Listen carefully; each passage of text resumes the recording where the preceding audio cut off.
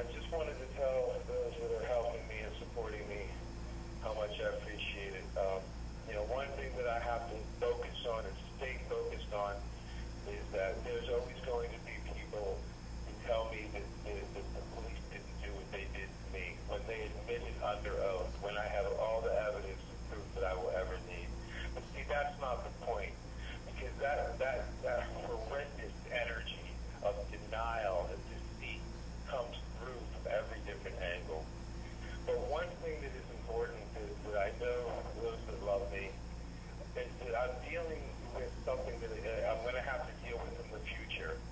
And that's, what happens if something happens to my mom and these assholes did all this shit and put me in jail? What happens if something happens to my mom when I'm in jail? What happens if they do something to the people that I love as they try to lock me down? So we have to start eliminating these threats. My rage, my anger is a threat sometimes, but it is those that purposefully trigger my rage that are the bigger threat, because they know what they're doing is malicious. And so I need to start being able to cope with that. It doesn't mean that I have to stop caring.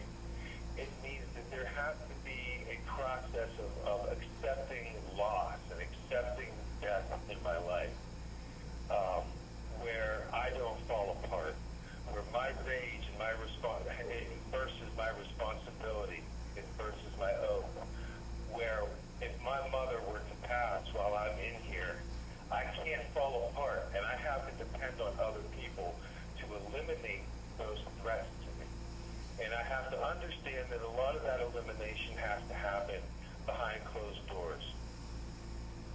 So I see how we have to be able to build a stable future and a stable timeline from both directions, from here and from then as well. And I've solidified my connection with Alex and Kate, and I think that those things are vital and crucial to not only my future, but to all of our future of stability and unionized togetherness and unionized the state of the union. I mean, we are a union as a country, and the responsibilities that we now carry as citizens go far beyond anything that's been really asked of us as Americans. We made it through the Civil War, but that was just the trailer for the movie, and so to speak. And so we have to get through this time, and we have to seriously eliminate the threats to our future. And it's time to fight, and it's time to fight now. But at the same time, we have to be careful, and we have to navigate with care, caution, and love. These people in this city, they're white trash, and I'll never forgive them for what they've done. And so it is important that I leave here as soon as I possibly can, and I know that people are making preparations for me to be able to do that. And the people that do love me here in this city want to prepare me emotionally for that journey away from here, because I cannot be around these people. I cannot see these police officers. I cannot see these people. I never have had anyone hurt my mother before.